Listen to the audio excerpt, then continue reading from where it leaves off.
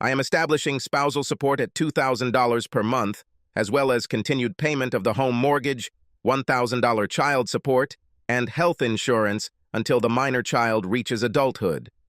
In addition, if the child is in college, you are required to pay these expenses, the judge ruled. This solution would have cost me over $6,500 per month. My wife cheated on me with several lawyers in her firm, and now they screwed me. My name is Kurt D'Angelo, and my ex-wife's name is Lily, short for Lillian. My daughter, my pride and joy, is Regina. To say she's a daddy's girl would probably be an understatement. Whenever she was free, I took her with me to different sites. She told the judge that she wanted me to be her guardian, but he didn't want to listen to her. The whole process was complete crap. The monthly alimony payments were outrageous. Lily worked, she made money. I didn't have to support her and pay the mortgage and everything else. I was definitely shortchanged, and the judge was into it. However, I was not going to accept this. In fact, I was already planning to make her regret ever crossing my path. I can be vindictive when I feel wronged. I grew up on the south side of Chicago, Lansing, Illinois, to be exact. We know how to hurt someone. Some people call me an entrepreneur. Rather, I am a businessman who sees opportunities and takes advantage of them. When I was young, I must admit that not all of these opportunities to make money were completely legal. I am currently involved in real estate, owning several rental houses, vending machines, and another business that would be useful to me to fulfill one of my obligations to my loving wife. That is, my ex-wife. I own a coin-changing business, similar to Coinstar, with machines throughout Chicagoland, as well as northern Indiana. This will allow me to pay spousal support, all $2,000, in every little bit. Let her bring them to the bank. They will insist that they all be put in the rolls. Maybe she could call one of her lawyer friends to help count them and put them on rolls. Lily stayed home with Regina until she went to school. Lily then worked part-time for the next few years. Then she had the idea of becoming a paralegal. She took classes for about 2 years and then flooded the resume market trying to find a job. After about 6 weeks, she was hired by one of the large law firms in the area. Lily is smart, but now I believe it was her looks. Even at 32, that helped her get the job. She was one of many paralegals at the firm, but it didn't take long to get promoted.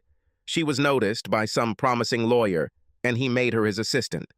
Now I wonder if she was doing me a favor at the time.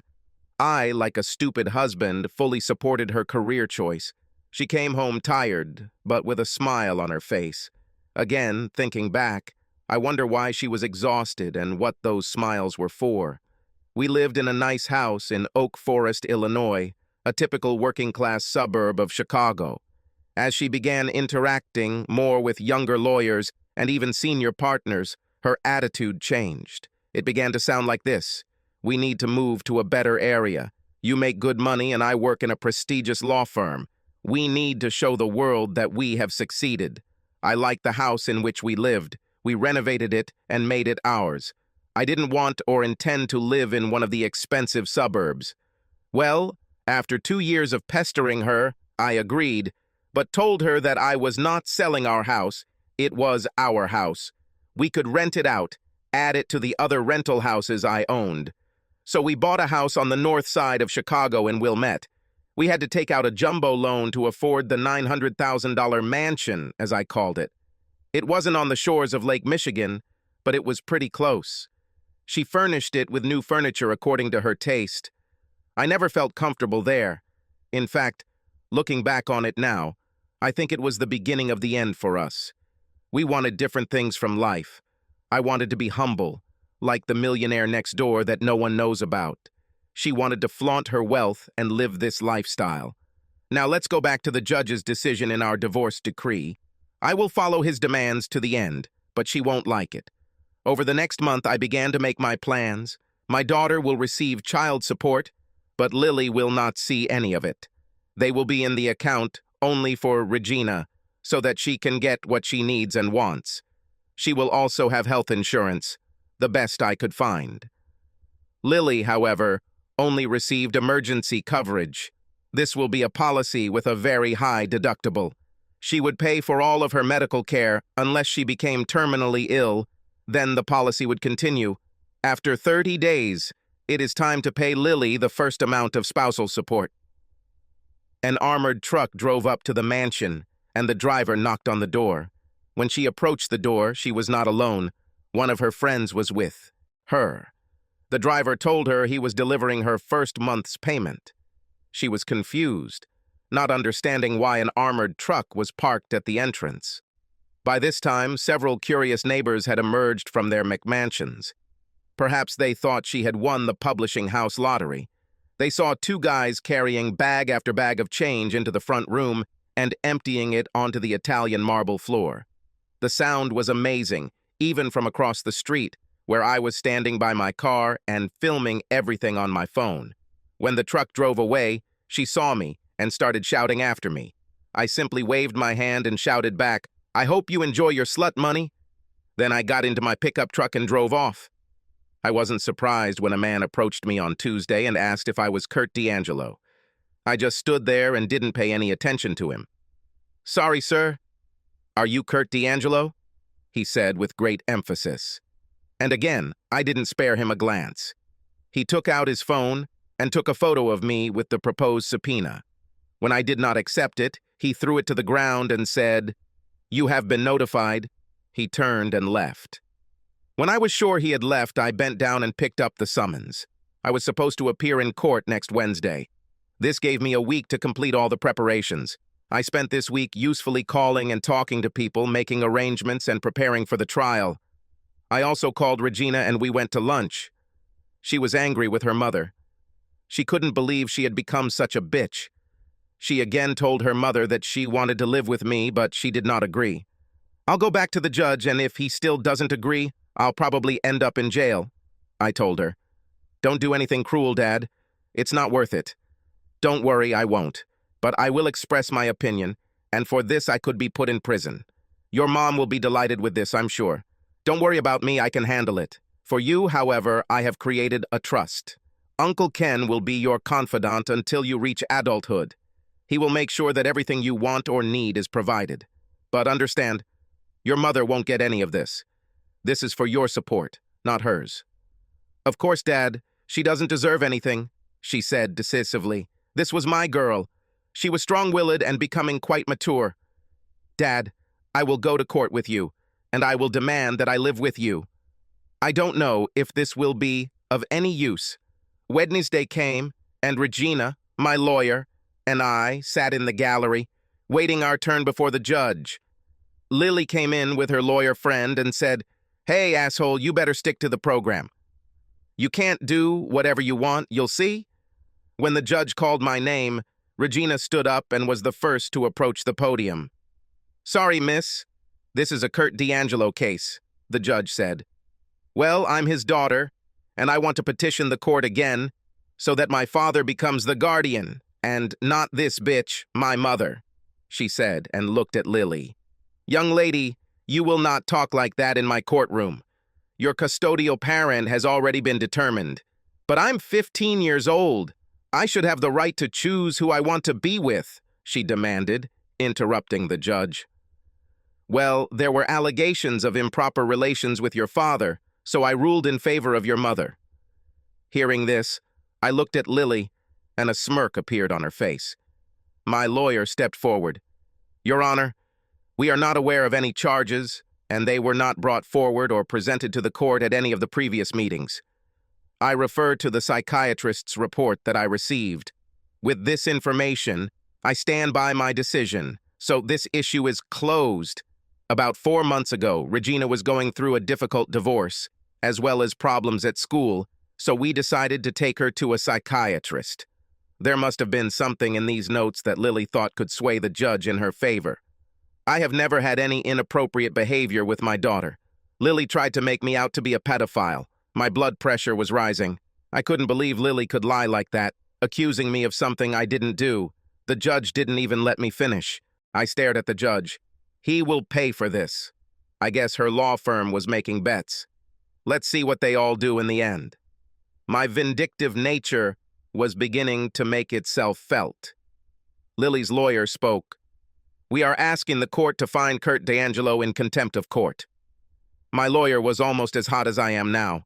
He saw that there would be no justice in this courtroom today. Your Honor, my client has complied with all the conditions of the divorce decree. There are no grounds for disrespect. Your Honor, said Lily's lawyer Freen. His monthly spousal support payment was delivered a week ago on Saturday and thrown on the floor of her residence. And what? The judge asked. The amount of 2,000 seer was all in change, mostly pennies and nickels. This caused some damage to the flooring and required a significant amount of time and effort to clean up. My lawyer didn't even wait for the judge's answer. He was already ready. Your Honor, Section 51003 of Title 31 of the United States Code reads, "The coins and currency of the United States are legal tender for the payment of all debts, government dues, taxes, and duties." My client was paying the required spousal support. Likewise, he met his insurance, home mortgage, and child support requirements. Your Honor, said Lily's lawyer, as of this date, my client has not received child support from Mr. D'Angelo. That's right, Your Honor, my lawyer said. Child support was transferred directly to his daughter for any needs and requirements that she may have. You can ask her yourself. The judge was stunned.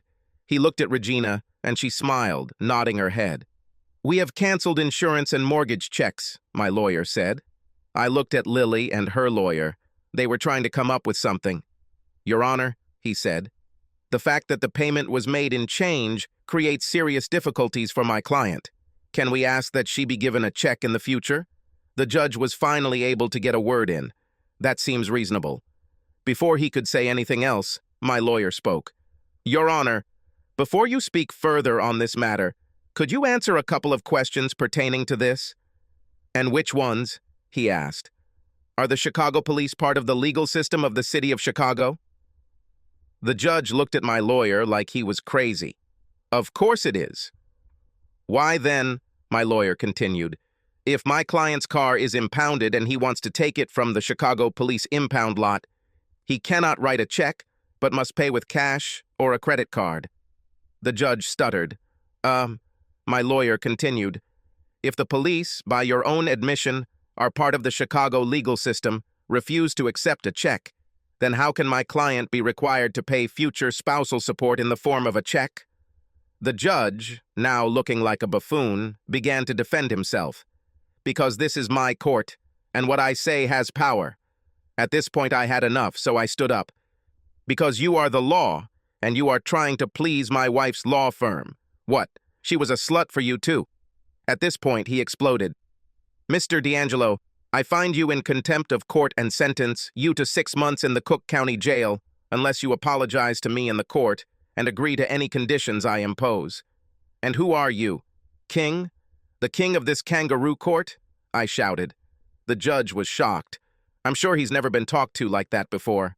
Bailiff, take this man into custody. I looked at Lily and her lawyer. They were stunned. Good luck getting your slut money, bitch, I said, and then smiled. She didn't know how much her life would change. I was taken to a cell, strip-searched, and transferred to prison. Prison is not a very good word. It's more like a dungeon. Immediately, 2 guards began to pester me about the disrespect I showed to the judge. I wasn't afraid of prison. My height is 193 centimeters, and my weight is about 116 kilograms. Working on rental properties kept me in shape. In addition, as a teenager, I had to spend a little time in prison. I was processed and taken to the prison yard. I ignored all the talking and shouting, but I firmly decided to stay away and always be on the alert. As long as no one contacted me, I would be a ghost. When the evening meal was served, I took my tray and made my way through the line. I stood against the wall and ate, looking around at the scoundrels who were trying to appear bigger than they were. Then, from the roar, I heard a voice that I had not heard for literally several decades. Tex? I've been called Tex by my street friends since I was a juvenile delinquent. Tex? Said Randall, also known as Ringer. What the hell are you doing here? As he approached, many eyes followed him and turned to me. I set down my tray and grabbed him in a manly hug, clasping my right hands between us and wrapping my other arm around his shoulders. "Ringer! Well, well, you're just a sight for sore eyes. How the hell are you doing?" "Well, I'm here, so it's not very good. You too, I think." "What have you done?" Basically, he told the judge that he was an asshole. "That's enough," he said. "So how long were you imprisoned?" 6 months if I don't apologize to the son of a bitch." "So, 6 months, I think." We talked, ate, and got looks from some of the prisoners. Ringer told me about the situation. He told me he would watch my back, and I agreed. We talked about old times. "So what are you going to do about your ex, her lovers, and the judge?" he asked after I told everything. He knew me from my youth. Revenge was always part of how I dealt with things back then. In fact, that's how I got the nickname Tex. Tex is short for Texas. How don't mess with Texas. Those who contacted paid. They will think twice before contradicting me and will tell others about it. "So, Judge, what happened there?" he asked. I told him he was basically a piece of crap. "Oh shit, what did he do?" he asked. "He took my little girl from me, although she asked to live with me and then accused me of molestation." "Oh shit. And what are you going to do about it?" "I have some plans. I kind of assumed I'd be here, so I started planning a few weeks ago." "Can I help with anything?" he asked. "Maybe, but right now I don't know. Although, of course, it's nice to have a friend here. I'll introduce you to some of my friends. It's good to have people who have your back and who you can rely on." After a few introductions to some friends, Ringer started telling some stories about us running around the streets of Lansing. There were a few chuckles, but mostly nods, as if their stories weren't all that different from each other. That night I lay in my bed, staring at the wall. How could this happen? I asked myself. Then I started replaying my life. My childhood was rough by most people's standards. A father who was a violent drunk and a mother who had no backbone at all, even when my father started beating me. This forced me to spend most of my time on the streets. I met a group of guys in a similar situation. We weren't a gang, although we pretended to be one. We were just stupid kids solving problems that were thrown at us. The crime rate in Lansing is quite high, and we weren't helping those statistics. Mostly little things, but we stole a couple of cars. This is what brought me to the colony. Looking back, it was the best thing that happened to me. Of course it was hard, but it gave me time to think about the direction my life was heading. I swore to myself that I would do something with my life. When I came out, I changed and started making plans for the future. By the time I was 20, I had saved enough money to buy the house next door that had been repossessed. It was the first of many houses that I renovated and began renting out. When I was 22, I was in a club trying to get lucky. I don't even remember the name of the club. It changed names so many times over the next decade before being torn down to make way for condominiums. I was really lucky that evening, or so I thought at the time. I met Lily. We hit it off. Her life was very different from mine. She had just moved to Chicago to live with a friend. She grew up in Seymour, Indiana. Seymour is a small town. Growing up in a small town in the Midwest created a 21-year-old woman with an attitude toward life that I found attractive. I think opposites attract. We got married a year later, and a year after that, Regina was born, named after Lily's mother. I bought a house in Oak Forest to sell it, but when she saw it, she loved it and wanted to make it our home. We spent the next 10 years setting it up the way we wanted it. These were the best 10 years of my life. We worked on house projects together, watched our daughter grow up, and invited neighbors to barbecues. This was the American dream. Then Lily got a job at a law firm and everything started to change, mainly her attitude towards life.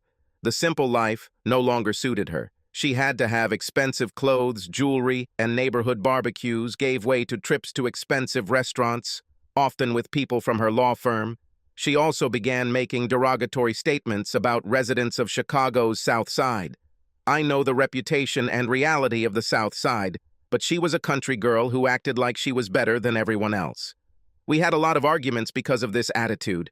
Shortly after that, she started constantly trying to convince me to move to the north side. 3 years ago we moved, of course. The school system was better, but now Regina experienced the attitude of her classmates from the north side. This made her school life unbearable. She said over and over again that she wanted to go home. Me too, but Lily didn't want to hear about it. She was where she wanted to be. The event that marked the beginning of the divorce was a night, like many others at that time. She called around 6:30 and said she was going to a dance with other paralegals from her job. However, that evening I tracked her phone and decided to check on her. I stood in the shadows and watched her. Of course, she danced, but with guys from the club.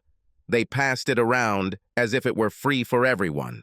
They kissed, fondled, groped, and did everything on the dance floor except sex. At about 9:15, I needed to go to the toilet to relieve myself. While I was doing my business in the stall, a guy came in and started flushing the urinal. While he was finishing, another guy came in. "Damn it, Joe, you rock Lily on the dance floor." "I thought you were going to do it right there." "Yeah, she's just a wild little thing," said the first guy. "Yes, and she knows how to use her mouth," said the second guy. "You know, she said that she would go to my house this evening. Finally, we can have proper sex, not 20 minutes in the office or in the back seat of my car." "Yes, it's good for immediate relief, but it doesn't compare to a full sexual experience." "Well, today we'll have fun all night," the first guy boasted. "Maybe next weekend it'll be my turn," the second guy said as they both left the restroom. I know guys love to talk, but this sounded more real than just bragging. I came out of the restroom a minute late to find her in the arms of one of the guys, making out on the dance floor. Around 9:30, she texted me, saying that she had had a little too much alcohol and didn't feel comfortable enough to take a taxi so late in the evening. She texted me that she was going to spend the night with Paula, one of the other paralegals in her office. I wrote back to her, "That's good." She then wrote back, "Sorry." She will be sorry. I saw her take her purse and leave the club, hand in hand with a young lawyer from her office. I followed them. They were so engrossed in each other that she didn't notice me. They jumped into his Lexus and kissed and groped each other for several minutes. I started to get angry, but then my South Side vindictiveness took over, and I calmed down and made my plans. Then he followed them to his house. They pulled into the parking lot, and I went to the mansion. When I arrived, I explained to Regina that we were leaving and that she should pack everything she wanted because we would not be returning. She was very happy, but asked, "What about Mom?" "Other guys will take care of her now." She understood perfectly what I meant. It took us about 3 hours, but we packed everything into the back of my pickup truck. Luckily, our house in Oak Forest had recently become vacant, so we had somewhere to go. Around 11:00 the next day, Saturday, she called me on my cell phone. "Kurt, what's going on? Where are you?" "Home," that's all I said. It only took her a couple of seconds to understand what I meant. "Why?" she asked, knowing full well why. "I don't know you anymore, and I don't want to know you." "Where is Regina?" "With me, she doesn't want to live with you in that house anymore." I know she wasn't sure if I knew anything about her boyfriend or not, so she said, "Come on, Kurt. If you don't like living in luxury, that doesn't mean you're just going to leave and take our daughter with you." "No, Lily, but a wife who cheats on me is a reason to leave. Expect divorce papers next week." She sighed, and then said in her usual derogatory manner, "You're a piece of shit, Southsider. You don't know what kind of hell you're bringing upon yourself. My company will eat you." "That may be so," I said, "but in the end, I will win. You haven't seen my full wrath yet." Over the next 6 months, she made no attempts at reconciliation. She even called me to tell me that she was meeting with one lawyer or another. I didn't care. There was no turning back. I had to get Regina back. She had to go back to school. Regina told me that Lily stayed out almost every evening until at least 12 stale. She also told me that she constantly reproached me, saying that I had no class and that Regina should strive to get one of the rich guys from her school as her future husband, so that you can live in luxury for the rest of your days. Regina always protected me and told my mother that she wanted to return to Oak Forest. Now I'm lying here in prison. And Lily probably thinks she's won. I may have been in prison, but I will work. I wonder if she thought about how she would pay the mortgage, health insurance, and, of course, spousal support. She, of course, thought that a few days in prison would make me come to my senses. No, they'll just give me more time to plan and carry out my revenge. Something happened on Thursday afternoon that will change the lives of many people, some of whom I will never meet. The two former guards ordered me. Go with us. I was taken to a video conference room. I asked, what does it mean? If I have to talk to a judge, I want my lawyer to be present, I asked. They pushed me into the room. Sit down. You won't speak to the judge, but you will be sentenced. They slammed the door and I started screaming for them to let me out. About 10 minutes later, I was rushing around the room when the door opened and the guards let 6 prisoners into the room. I knew what they would try, and I was going to do everything I could to prevent that from happening. You better not mess with me, I said. You will regret this. One of them came up to me, and I hit him right in the nose. Then they all rushed at me. I swung, kicked, elbowed, and pinned them to the walls. Then the biggest one, 15 centimeters taller than me, put me in a chokehold. I continued to beat until I lost consciousness. I woke up in the infirmary. I was covered in blood, bruises, and my ass was on fire. I knew what they did. They needed to establish dominance, and this is how they did it. From the light coming through the window, I realized that it was already morning. I was out all night. When the nurse approached me, I looked at her with hatred in my eyes. Hatred for this whole system that could take my child away from me, force me to pay so that my ex-wife could continue to live in the mansion, and finally lock me up to prison to teach me a lesson. The nurse looked at me. I was tied up, so I couldn't move my arms and legs. Seeing the hatred in my eyes, she said, I'm here to help you, not hurt you. You were severely beaten. They said you were in a fight, but we both know the truth. I can either help you get better, or you can lie here and suffer. For me, there is no difference. It could be said that she did not say the last words seriously. She wanted to help. I tried to smile. Sorry. You experienced a traumatic event. I can only imagine your rage. She left but returned with a plate of breakfast for me. She released one of my hands. Thank you, I said. My pleasure. While I was sitting and eating, I realized what I was going to do. Can I ask you a favor? It depends on the circumstances, she replied. One of the prisoners, Randall Turner, is a friend of mine who I grew up with. Can I ask him to visit me? We'll see, she answered indifferently. It turned out that she managed to get permission to visit Ringer. Later that day, he walked in on me. Seeing me, he said, "Oh shit." He knew I wasn't going to leave it like that. I described 6 guys and 2 guards who did this to me. I need to know the full names of all 8 of them, not their nicknames. Oh crap, he repeated. And what are you going to do? An eye for an eye, with a twist. He saw the look in my eyes and knew what it meant. He knew it wouldn't be pretty, and that innocent people would pay. I'll try to get them, he said. What do you need me to do? Only this, I'll take care of the rest.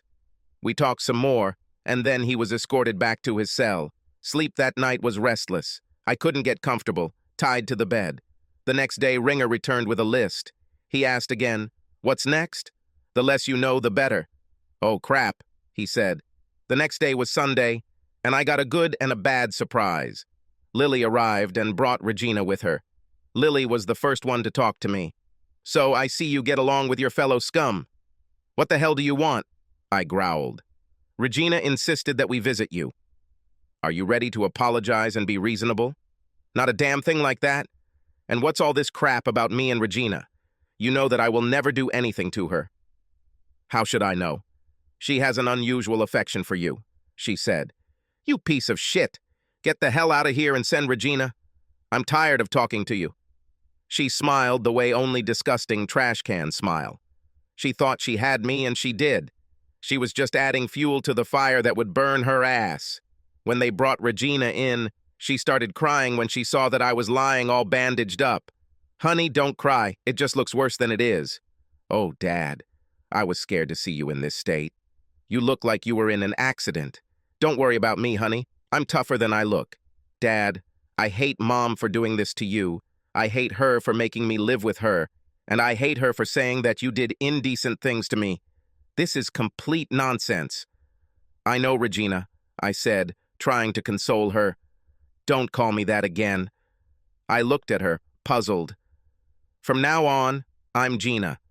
I don't want to be associated with my mother or anyone from her family, so I told her about it, and then added that I wouldn't talk to her anymore unless I needed to. I haven't spoken since Monday. She keeps trying to be nice to me, but I keep ignoring her. Gina, I said, using her new chosen name. You're more like me than you think.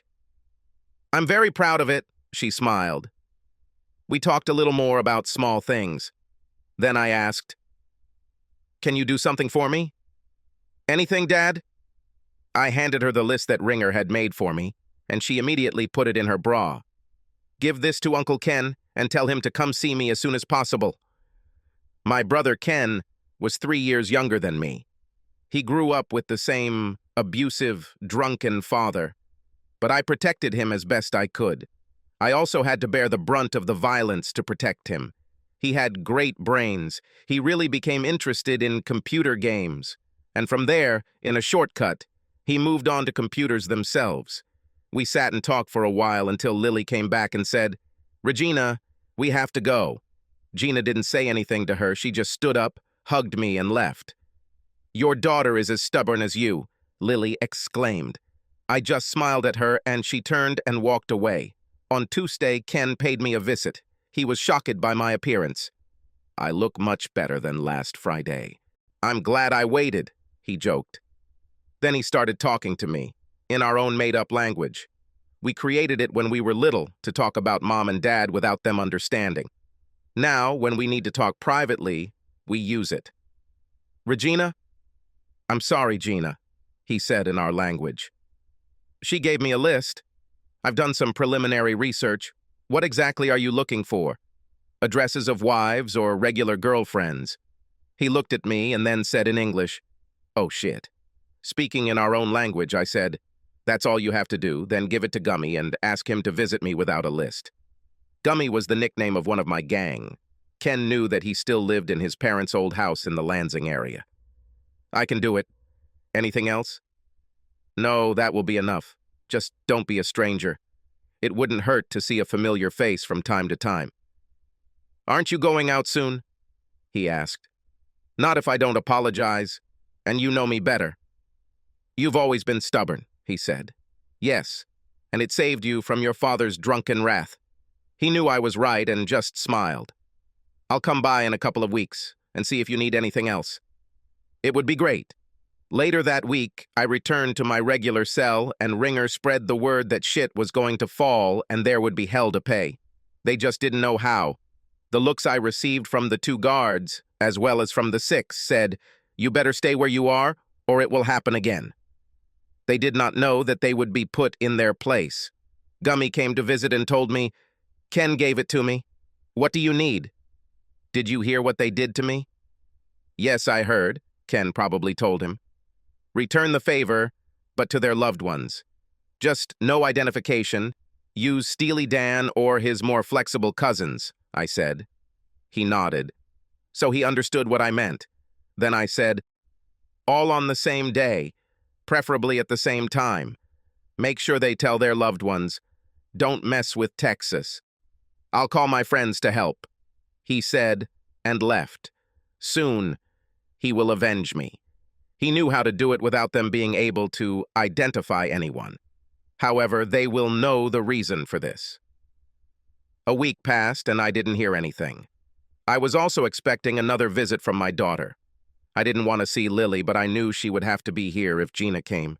On Tuesday morning, I noticed that 2 security guards were not at work. Usually on Tuesday, they didn't have a day off. In addition, one of the 6 was absent-minded and looked upset. It must have happened yesterday, I thought to myself. I spoke to Ringer and told him to spread the word. Don't mess with Texas. Soon, several prisoners began to call me. Hey, Tex! After a couple of days, The sixes began to cast evil glances at me. The two guards returned to work and looked at me. However, Ringer's friends had my back. When one of the sixes approached me, 8 of my new friends came and surrounded us. The guy said, "You're a piece of shit. I don't know how you did it, but my girlfriend left me. She told me she didn't want to risk getting hurt again. Then she said, they told me, don't mess with Texas." I just looked at him and smiled. Sounds like good advice. I told you all not to do what you did. Now your women know what it's like. An eye for an eye with a twist. The point is that you hurt me, and I hurt those you care about. Tell everyone else that next time it will be their mothers. His eyes grew big, and he returned to his friends. Shortly after this, 2 guards approached me. "Who do you think you are? We're going to make your stay here hell." Well then, I think your wives better get used to the fact that they will be treated the same way as they did to me. They might even like it. After that, one of the guards came up to me to hit me. I didn't resist. A minute or 2 after he allowed himself to hit me, another guard pulled him away. Many prisoners witnessed this. I'm sure the cameras saw it too. I was led back to the infirmary where I was met by Beth, the nurse who helped me the first time. "So we have a troublemaker here, huh?" I didn't hit anyone. It was just the guard who started beating me. Well, this time there will be an investigation. There were too many witnesses. He might lose his job because of this. "One less asshole guard," I said. "These guards ensure your safety, whether you believe it or not."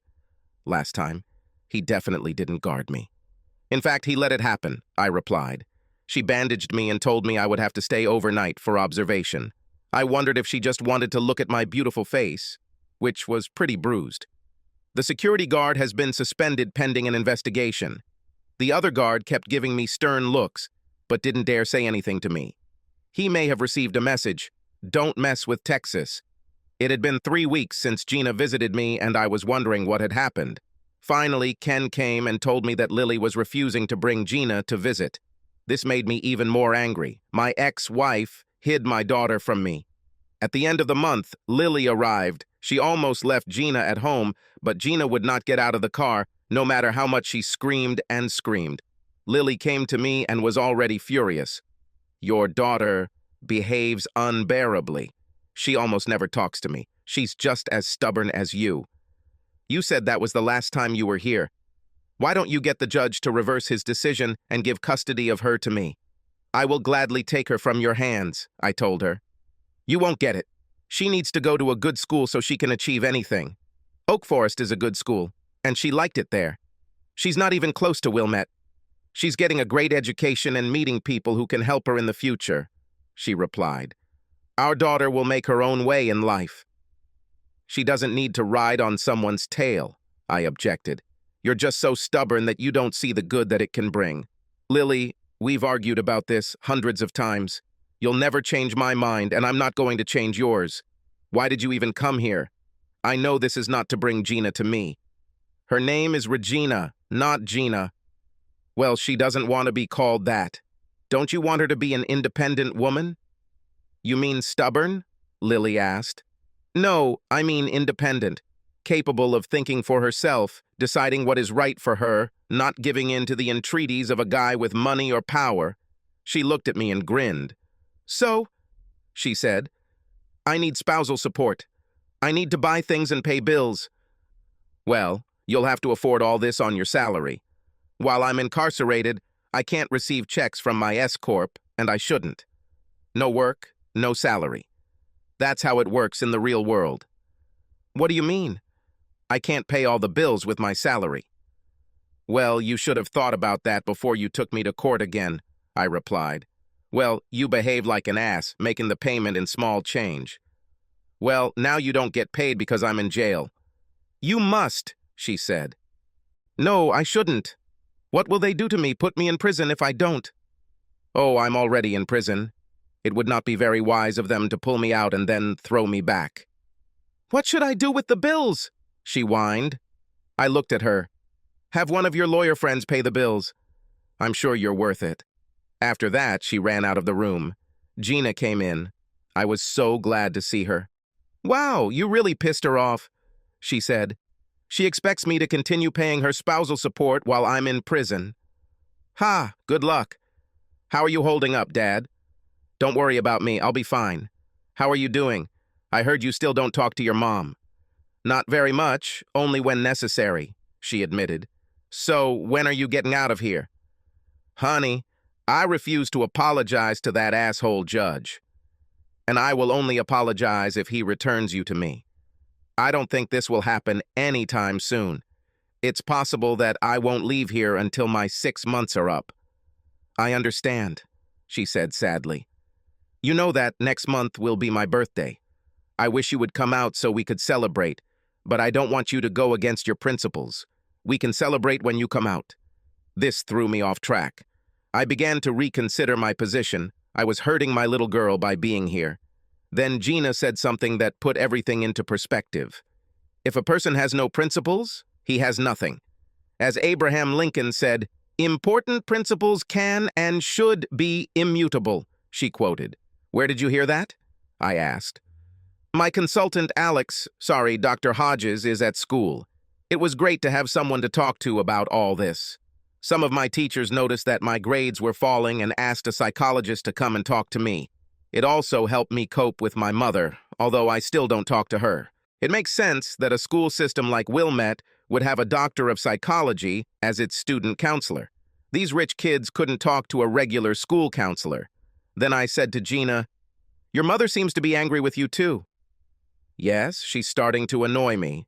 I just ignore her. I think it makes it worse, but I don't care. Well, in another couple of months, she will have to start looking for housing. The bank will not allow the jumbo loan to go unpaid for too long. I think that within 3 months, her mansion will be foreclosed on. But Dad, if the house gets foreclosed on, won't that ruin your credit history? Honey, when you usually buy things with cash, you don't worry about credit.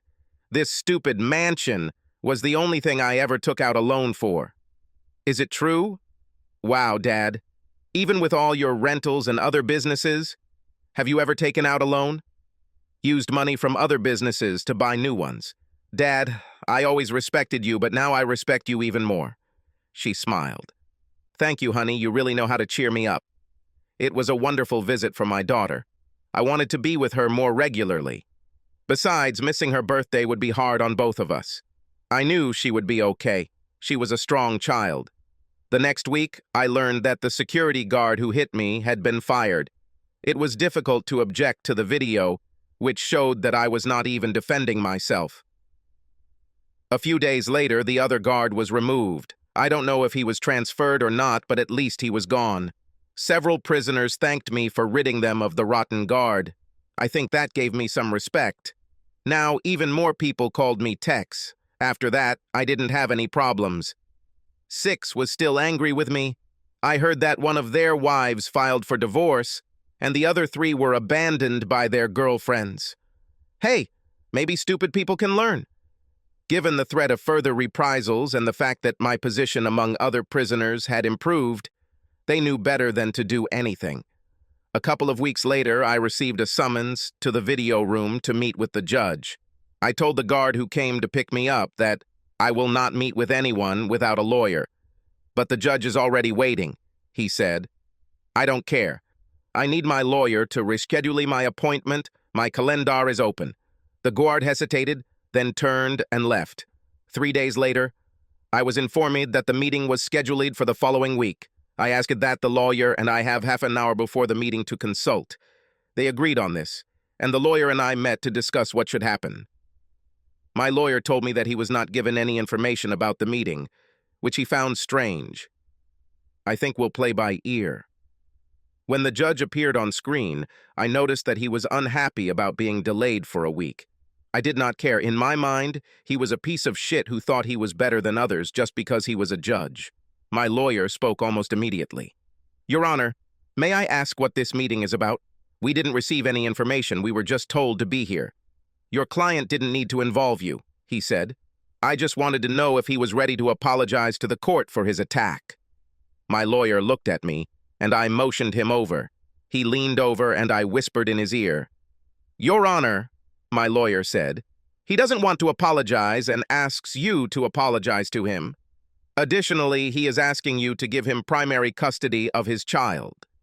The judge looked shocked. How could I ask him to apologize? Of course he wouldn't do that. My decision regarding the child remains valid, and I have nothing to apologize for. He said, well, then it was a waste of our time. If in the future my client decides to change his mind, we will immediately request an audience. All the best, sir. One more thing, said the judge. I thought, now we will find out the true reason for the meeting. Your client does not comply with the court's decision on divorce. When does he plan to make the required spousal support and mortgage payments? My lawyer leaned towards me and I whispered in his ear again, Your Honor, he does not plan to make any payments while he is in custody, but his house will be foreclosed on, said the judge. Not to my house, maybe to my wife's mansion, but this is not my house. I never wanted to have it, I told the judge directly. It will ruin your credit, and you will lose all your capital, he said. It's a small price to pay to see my loving ex-wife walking outside where she belongs, I said. Then I said something that I knew would piss him off. Perhaps all her sex buddies can make the payments. I'm sure between a dozen of you can find the money. I knew that if I hinted that my wife was a slut and he was one of her boyfriends, he would be furious. You're a good-for-nothing piece of shit from the South Side. Who do you think you're talking to? I interrupted him when he was about to continue. I think I'm talking to the one who took communion with my wife's body. If I'm wrong about this, I'm very sorry. I just can't understand why someone who isn't in the game cares so much. With these words, I stood up and went to the door to be let out. I heard the judge say, Counselor, your client just earned himself 2 extra months in prison. If he continues to disrespect me, I will make his life hell. I smiled as I waited for the guard to take me back to my cell. You could tell he was listening because he had a stunned expression on his face. He couldn't believe what I just did. When I returned to the cell, I was completely on edge. Apparently, my wife told her boyfriend something about the mortgage, and they in turn talked to the judge. What a fucking rat's nest. Their time will come soon. The following Sunday, Lily couldn't resist coming to visit me in prison. Luckily, Gina found out about this and forced her to take her with her. So, I heard that you angered the judge again and received another 2 months in prison. When will you learn? You can't fight the system. Lily, why don't you just talk to me anymore? All you're doing is showing off how you feel about the North Side. I do not need it. All I need is for you to make sure that Gina visits me regularly. She practically screamed, This is Regina. I turned away and didn't talk to her. She just kept nagging. Finally, she left and Gina came in. When she walked in, she had a huge smile on her face. I asked her why she was so happy. Because I will see my dad, she said. This cannot be the only reason. Well, I have a surprise for you, but I can't tell you what it is until I think it all through.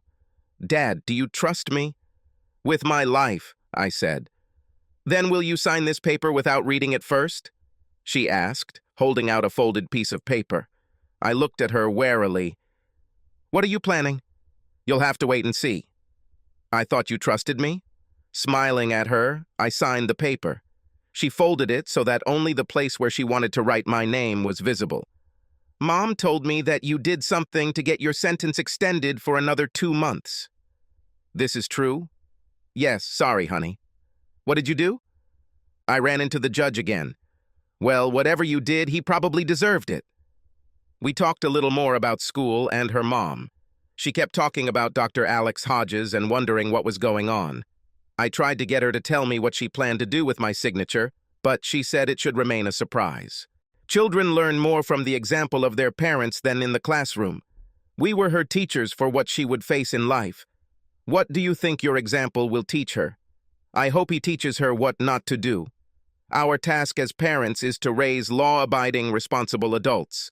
I hope we have achieved this, and I hope that she will not pay attention to our failures, especially our marriage. It wasn't that bad, she said. No, but it all ended that way. Lily, I hope you find what you're looking for. Obviously, I didn't have it. She looked at me. I saw sadness and regret in her eyes. I got up from the table and left. I felt sorry for her again. Finally, the day came when I was to be released. This time, I was summoned to a real court. Gina and Freddie and Lily were there. As I sat and waited for the judge, I wondered what he would say this time. I still had no intention of apologizing. The bailiff ordered us to, everyone stand. We stood up when the judge entered. It was not the same judge. I wonder if he really lost his job. The judge considered all the facts presented to him regarding my situation. Then he looked at me.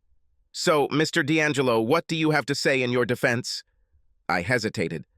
I think I should say to myself that I worked my original 6 months plus 2 more. At any moment, you could apologize and get your freedom, he said. I didn't feel that the judge deserved my apology, so I carried out his sentence. You are a stubborn man, Mr. D'Angelo. I prefer to call it a strong-willed character, and it has helped me succeed in business and in life, I replied. As for your divorce agreement, it remains in force, and you will have to pay compensation for the months you did not comply with it. Then my lawyer spoke. Your Honor, my client will gladly pay what he owes. According to our calculations, this is just under $20,000. He will generously pay her the full $20,000 today, knowing that he has fulfilled his financial obligations and will not pay her anymore. After these words, Lily stood up. What? You owe me more and must continue to pay me until Regina turns 18. Miss, said the judge, I will consider all transactions myself in my courtroom. So, advisor, how did you arrive at this figure? Your Honor, my client paid the first installment of spousal support, mortgage and insurance, and also provided support for his daughter. He continued to pay for his daughter's insurance and maintenance throughout his incarceration. He did not pay his ex-wife either a spousal pension or a mortgage payment because he was not working and therefore could not receive a salary. Now that he can work again, he can start making money. The judge looked at the numbers. Your client was incarcerated for 8 months. Spousal support alone would have amounted to $16,000, not to mention the mortgage payment.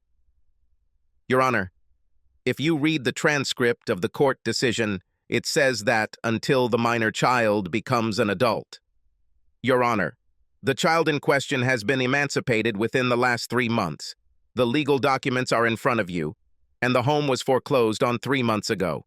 Thus, there can be no payments on a loan that no longer exists.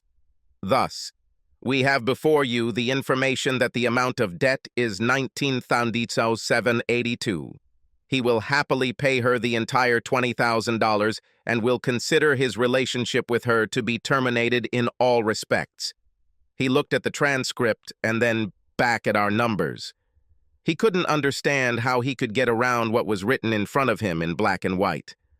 I'll have to do a little more research, but if what you gave me is correct, then I'll accept that figure. Then he looked at Lily and me.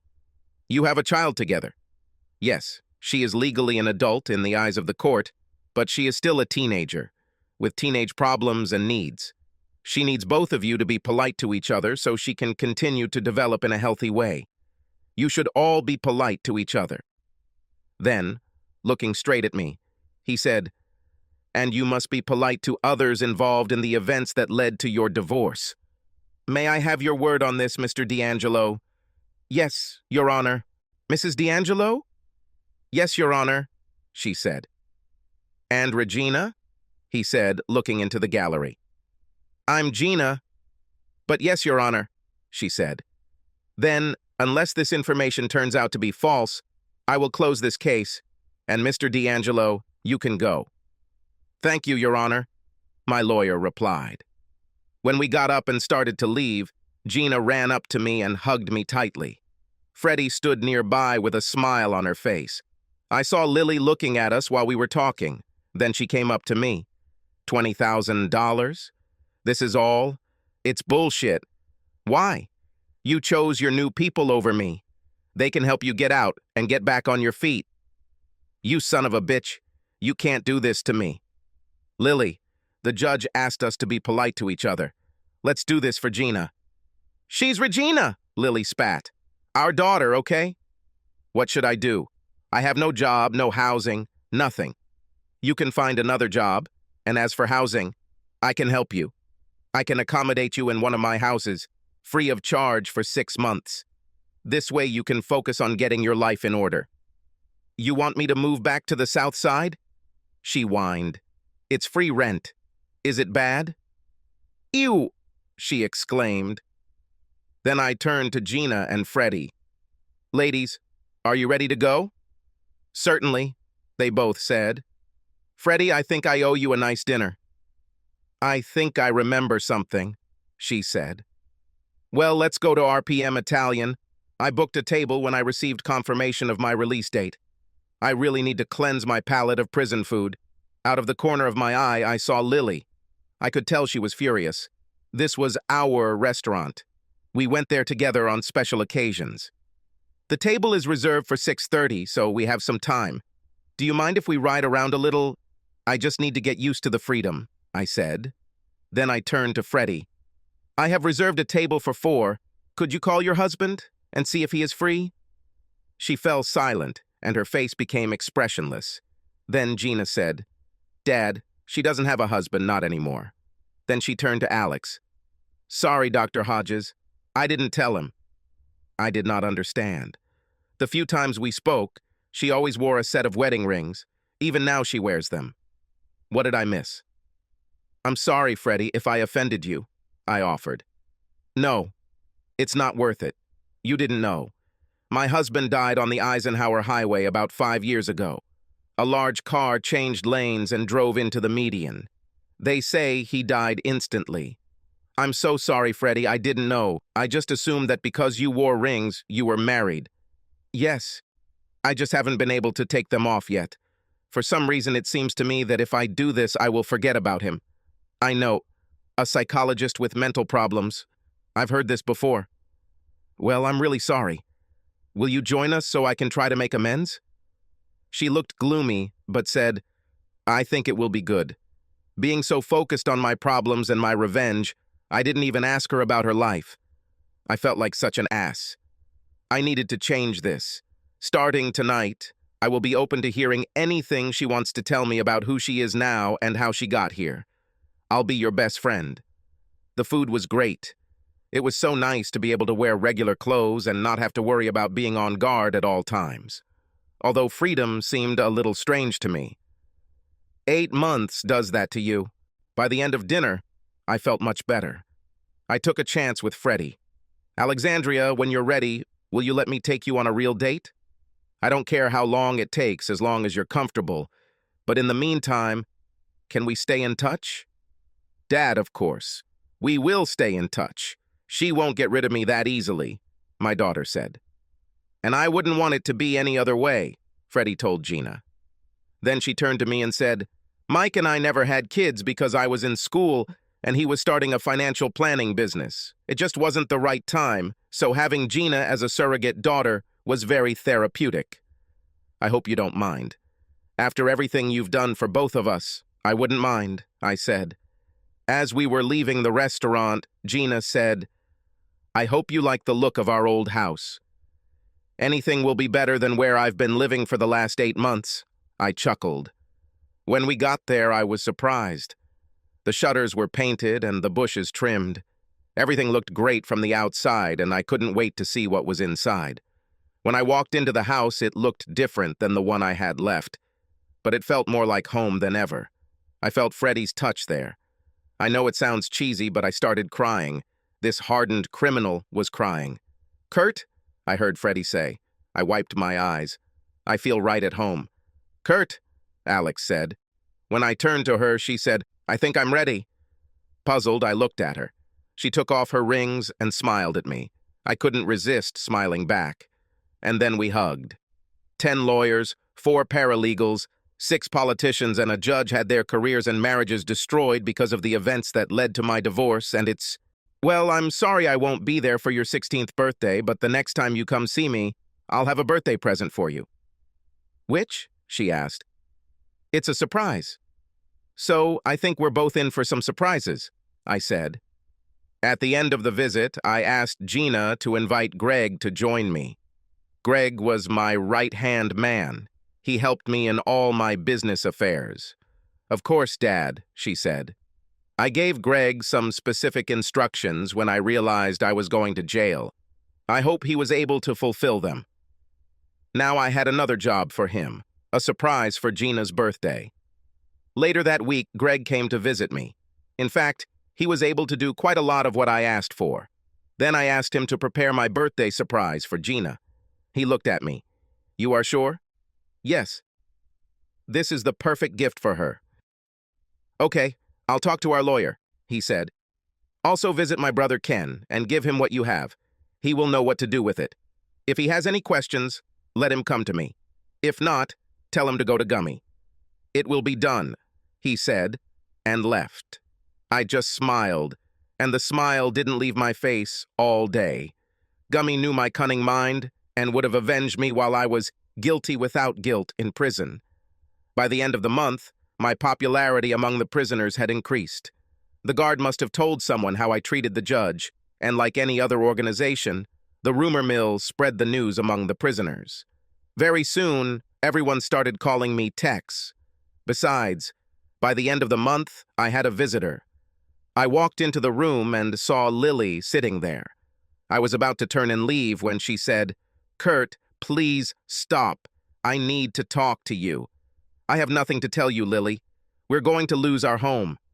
You have to give me some money to stop the foreclosure," she pleaded. "This is your home, Lily. I never wanted him, but you kept nagging me until I gave in. This house means nothing to me, and in a falling market, we have no equity in it. Let the bank take it." "Kurt, you can't do this. You have to help me. Go and ask your friends for help. I'm sure they have enough money. Then you can truly become the slut that you are."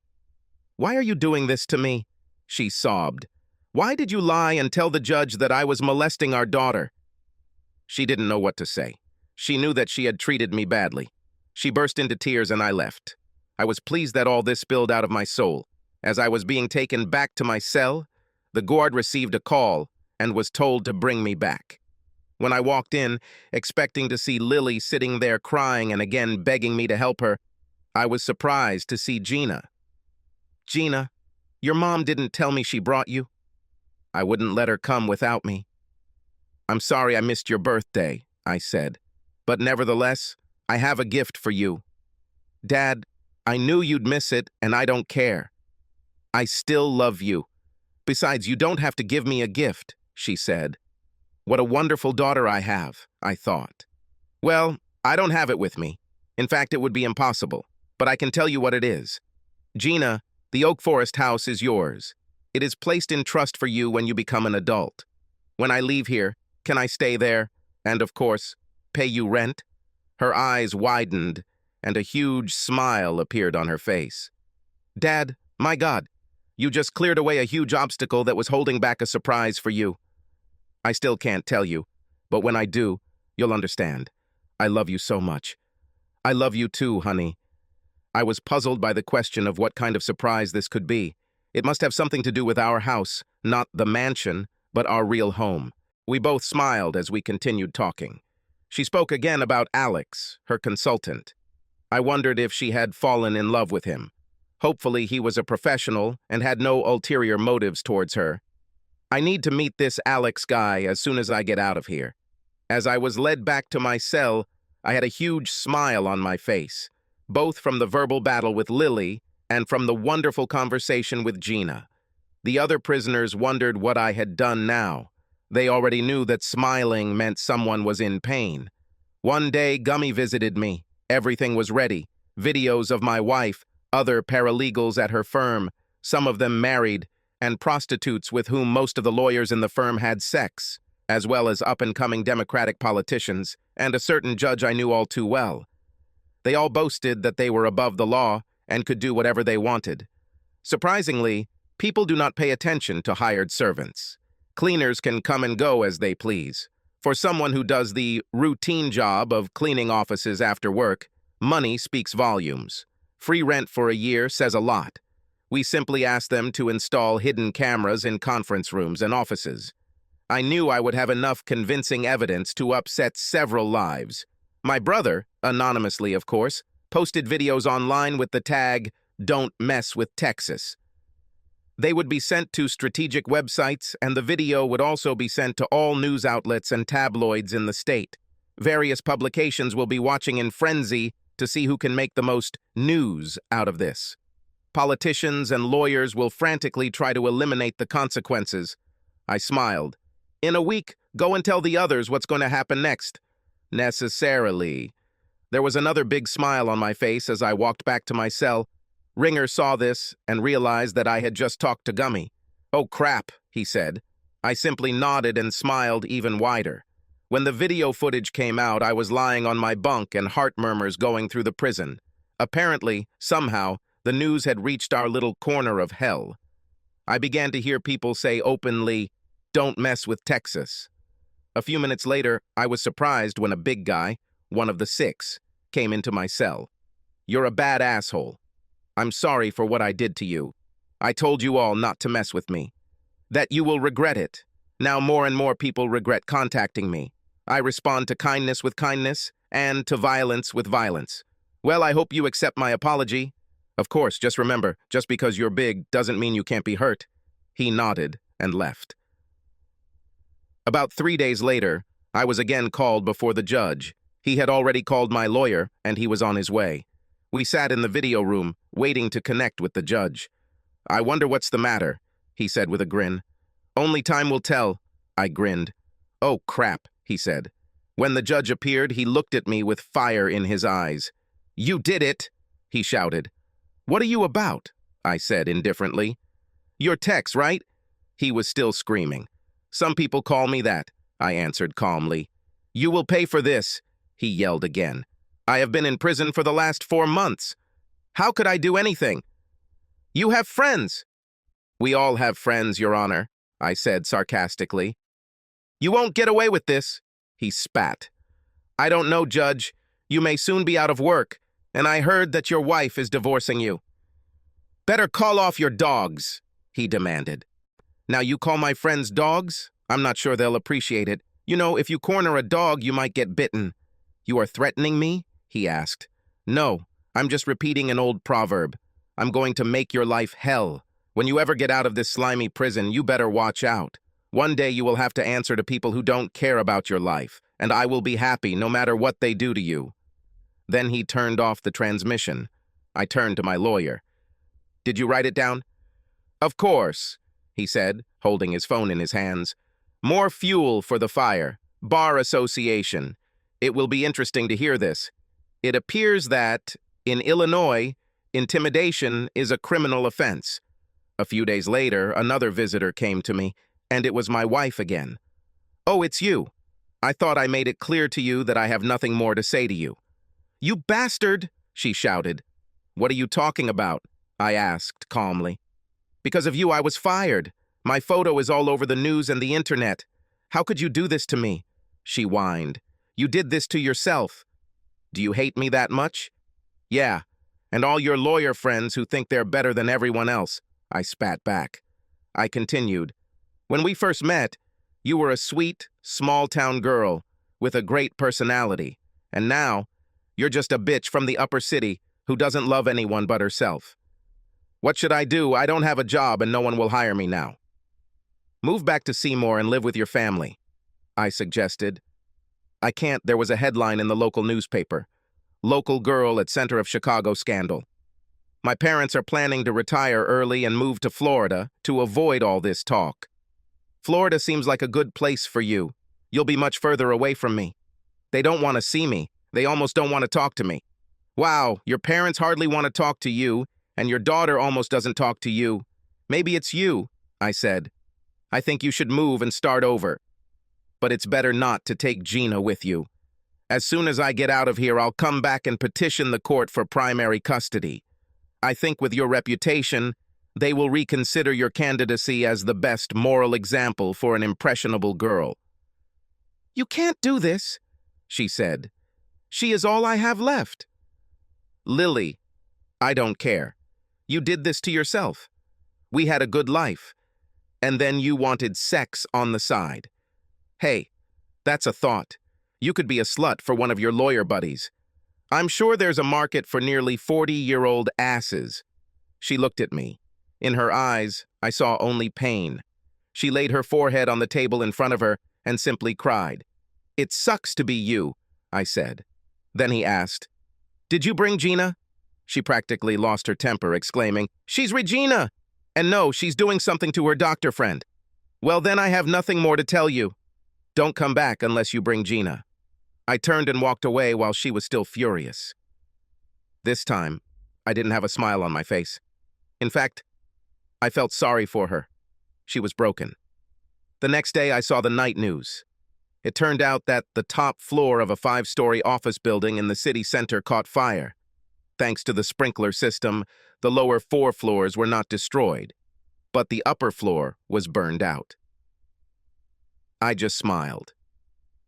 The next day, Ken came to me and told me that the law firm's external server had crashed. All their data was lost, and again, I just smiled. A couple of weeks later, another visitor came to see me. It was Gina. She must have asked her mother to bring her. She walked in with the biggest smile I've ever seen. "Gina," I called her, "you look incredibly happy. What's happened?" "I was finally able to finish my surprise for you." "You'll never guess what it is." "Well, I know from our last conversation that it has something to do with the house in Oak Forest. Don't tell me you and your mom moved there. I know she would rather live anywhere but there." "You're half right," she said. I looked at her, puzzled. "Mom's getting evicted from the Wilmette house, and I'm moving to a house in Oak Forest. How are you going to do this?" "The court ordered her to have primary custody of you until you become an adult," I asked. "This is a surprise. By law, I am already an adult." Now I was really puzzled. "Eh? I received emancipation. This is what Alex and I have been working on for the last 2 months. Once you placed the house in trust for me, it was a piece of cake. I needed somewhere to stay that was safe, and our old neighborhood was perfect for that. So, let me get this straight. Are you considered an adult now?" "Yes. When I started having problems at school, mainly due to problems at home, Dr. Hodges helped me solve this problem. Once you get out of here, you can go home. I can't wait to go back to Oak Forest High School. I have already talked to many of my old friends. They can't wait for summer to end and school to start." "Mom said you're spending time with your counselor." "I'd like to meet this Alex," I said. I was still afraid that this older guy was paying so much attention to my daughter. "Well, you're lucky. Alex is here with me." Now I was really starting to worry. "Does he drive her around Chicago?" "I'll be right back," she said, heading towards the door. I needed to assess the situation. How do I tactfully let Alex know that he is walking a fine line when it comes to his intentions towards my daughter? I didn't want to upset my daughter, but I wanted to put the fear of God in him. When Gina walked through the door again, she was followed not by a man, but by a gorgeous, raven-haired woman. She smiled at me with a smile that said, "How are you doing?" I took a closer look at her. "Freddie?" "I haven't heard this name for about 20 years, she answered. Freddie, or more correctly, Alexandria Frederico, was from my area. She didn't hang out with my gang, but we went to school together. Gina looked at us both in confusion. "Dad, how do you know Dr. Hodges?" "Freddie, or Alex, now I think, answered for me. We used to live in the same area, but then he did not deign me with his attention." I turned to Gina. She was a couple of years behind me in school, and we didn't really move in the same circles. "And you, at that time, were a juvenile delinquent," she smiled. "I see you haven't changed much. You're already over 40, and you're in prison." My face turned red. I still can't keep my mouth shut when it's appropriate. "Looks like it," she said. "I heard that I should probably call you Tex?" "What?" said Gina. "Why do you call him that?" "That was his nickname when he was a teenager. He was never afraid to take revenge when someone did wrong to him. Your mom definitely did him wrong, and if I'm not mistaken, I bet the news about the law firm is all Tex is doing." "I insist on the 5th, I said. "Before we continue, I wanted to ask if you don't mind me spending time with Regina." "I'm Gina," Regina said. "Sorry, I forgot," she said. Then she looked at me again. When I first started talking to Gina about 9 months ago, she was very upset about everything that was happening in her life. I wondered if she was related to you and Ken, since D'Angelo is not a very common surname. When I looked through her notes and learned that her father's name was Kurt, I still wasn't sure. I've always known you as Tex. When she told me you were in prison, I was sure it was you. I was pretty bad back then, I admitted. You must have changed and become successful if you have a house in Wilmette, she said. It's just a house. It was never my home. Here, Gina got stuck. Yes, our real home is in Oak Forest. South Side, but in a much nicer area than where we grew up, Alex said. Yes, if we had stayed there, we might not be where we are now, I said, then darkened. Perhaps it was true. If Lily had been happy with our loving home, we would still be happily married. We talked a little more, and then I called Freddie aside. I really appreciate you taking time away from your family to help them. Thank you also for helping her become emancipated. This will change everything. It's okay, Tex. She's like family to me. I became very attached to her. Fine. Thanks again. When you get out of here, maybe you could invite us all out for dinner, she said. That's what I'll do if I ever get out of here. The next 2 weeks passed without any new events, just the daily routine in prison. Gina and Freddie came to visit on Sundays. I really liked that Freddie took Gina under her wing. Gina told me that Alex helped her decorate her house. They bought all new furniture and other decorative items. When I asked where they got the money, she replied, "From Uncle Ken, of course. I have money set aside for my needs, right?" Yes. I just didn't want to find out that Freddie was paying for something. She helped a lot, but no, she didn't buy anything. I hope it's not all girly stuff. I would like to feel at home there. Don't worry, your man cave is still a man cave. She was talking about the basement. I set it up as a refuge for myself. Living in a house with 2 women can get boring after a while. You just need somewhere to be alone. After they left, I lay there and thought about how my daughter was growing up. She was now an adult. Soon I'll be on my own. In a couple of years, she'll be off to college and then who knows where. I was hoping that I could meet someone who appreciates the simpler things in life. Then on Monday, I had another visitor. It was Lily again. When I saw her, I turned and was almost out the door. Kurt, wait, we need to talk. I turned back. So what now? I thought. Do you know what our daughter did? What are you talking about, Lily? I asked. She went and emancipated herself. She doesn't have to live with any of us anymore. In fact, she has already moved out, and I don't know where she went. Oh, that, I said. So you know? Did you put her up to it? She accused. No, she did it herself. The school psychologist helped her. So where does she live? With a consultant? No, she returned home. She moved back to the South Side? What about school? She asked. She'll be back in Oak Forest in the fall, I said. She hated that school in Wilmette, Lily. She was always belittled for being a projects kid, as they called it. She never belonged to high society. You took her out of a school she liked, where she had many good friends, and put her in a situation that hurt her ego and gave her an inferiority complex. You did her more harm than good by transferring her there. I was just trying to make sure she got a good education, she said. Aftermath. Stubbornness or willpower. In any case, sometimes you have to defend your principles. On the other hand, Gina has a new mother, as well as a new brother and sister. Although they were about 18 years younger than her when they were born. One of them is named Frederick, the boy, and the girl is Alexis. They were twins, and I loved that I could name them both after the man who helped me start a new life. About Lily, she married a rich lawyer. I think she finally got what she wanted. I thought we had it all. A loving family, a nice house in a nice area, a healthy child, a thriving business that didn't require a lot of cash. I think for me, we had everything, but for her, we did not have one thing: status. Now she has status. She is married to a rich lawyer and lives in a big house in Wilmette. And she also has a husband, a misogynist, who does not love her but simply keeps her close for the appearance of a stable home life. I hope she's happy. Kurt D'Angelo, after a difficult divorce from his wife Lily, during which the judge sided with her, was sentenced to 6 months in prison for contempt of court. While imprisoned, Kurt decides to take revenge on his ex-wife and her entourage, who he believes ruined his life. With the help of friends, he organizes the publication of incriminating videos featuring Lily and her fellow lawyers, which leads to the collapse of their careers and reputations.